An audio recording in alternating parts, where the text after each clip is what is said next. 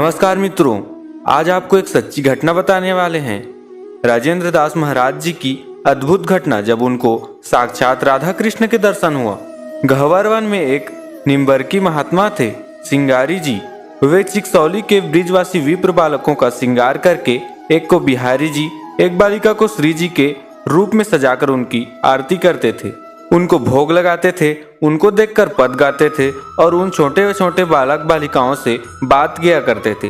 उछल उछल कर उनके साथ खेलने लग जाते थे। जो भी क्रीड़ा करते थे उसका वे आनंद लेते थे और आसपास के लोग वसंत आकर उनकी पूजा करते थे, उन्हें भोग लगाते थे, आरती करते थे और चरणामृत प्रसाद लेते थे और उनकी लीलाओं का आनंद लेते थे। श्री सिंगारी बाबा अपनी कथा में अक्सर कहा करते थे कि रास बिहारी साक्षात श्री कृष्ण हैं। उन्हीं सिंगारी बाबा की सेवा में कुछ दिन रहने का अवसर श्री राजेंद्र दास जी को मिला था। सिंगारी बाबा छोटे बालकों की लीला देखकर बड़े प्रसन्न हुए और चरणामृत लेवे, लेकिन राजेंद्र दास जी को मन में बड़ा संकोच लगता था कि मैं तो ब्राह्मण हूँ, नियम से पूजा पाठ करता हूँ, ये बाहर से ठाकुर जी बन गए हैं तो सच में थोड़े ही ठाकुर जी हो गए। ये जनेऊ भी नहीं पहनते, पता नहीं इनके चार विचार कैसे होंगे, इसलिए इनका जूठा खाना, इनका चरणामृत लेना ठीक नहीं है।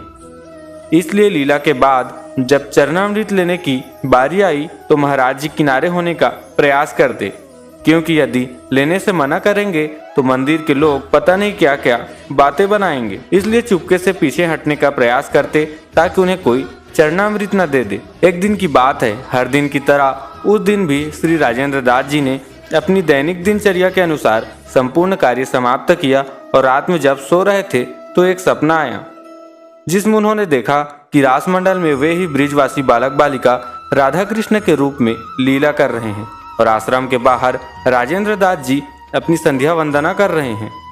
तभी वह कृष्ण स्वरूप बालक क्रीड़ा करते हुए दौड़ कर गया और आश्रम के अंदर बैठे सिंगारी बाबा की गोद में जाकर बैठ गया और पीछे से नन्ही सी श्री जी आई और वे भी बाबा की गोद में जाकर बैठ गई, जबकि उन बच्चों से किसी ने ऐसा करने के लिए कहा नहीं था। वह ठाकुर जी की लीला ही थी, सब अपने आप हो रहा था। बाबा ने जब देखा कि श्री जी और ठाकुर जी उनकी गोद में आकर बैठे हैं तो बाबा भाव विभोर होकर रोने लगे और बार बार उनको दुलार करने लगे। और लोग जो ये लीला देख रहे थे बाबा से बोले, बाबा ठाकुर जी और श्री जी को भोग लगाओ।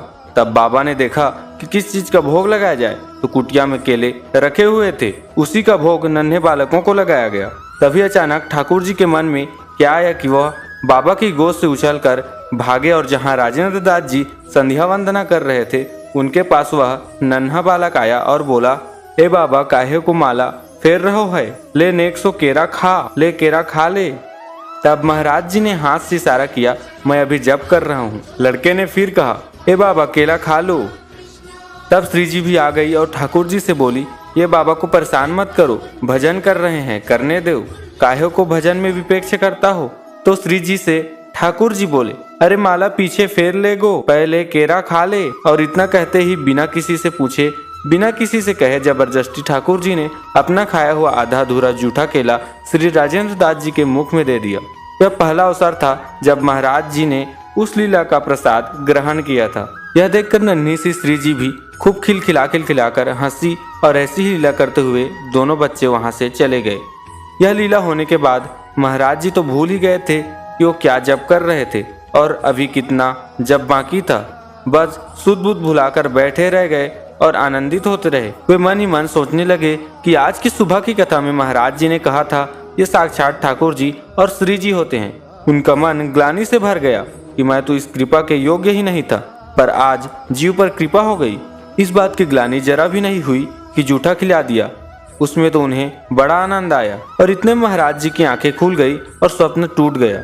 सुबह महाराज जी ने निश्चय किया कि वे अपना सपना बाबा को सुनाएंगे, लेकिन मंदिर में कोई न कोई भक्त आ जाता तो उन्हें एकांत वातावरण ही नहीं मिल पा रहा था अपना सपना सुना सके।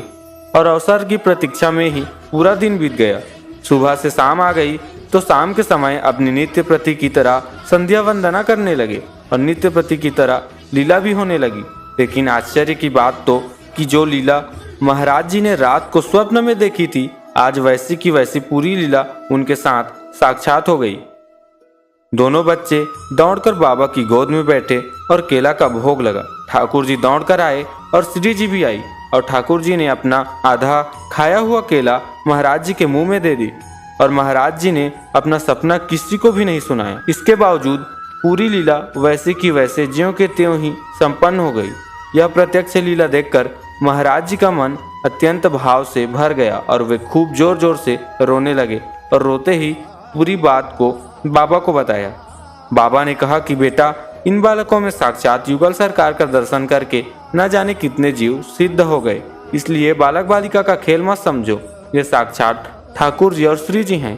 महाराज जी कहते हैं इस प्रकार की घटनाएं प्रकाश योग्य नहीं हैं, ये गुप्त रखे जाने वाली घटना है, लेकिन मैं आप सभी को इसलिए बता रहा हूँ ताकि श्री जी ठाकुर जी में आपकी विश्वास प्रबल हो और भगवत प्राप्ति का आपका मार्ग सुगम हो। जय श्री राधे कृष्ण।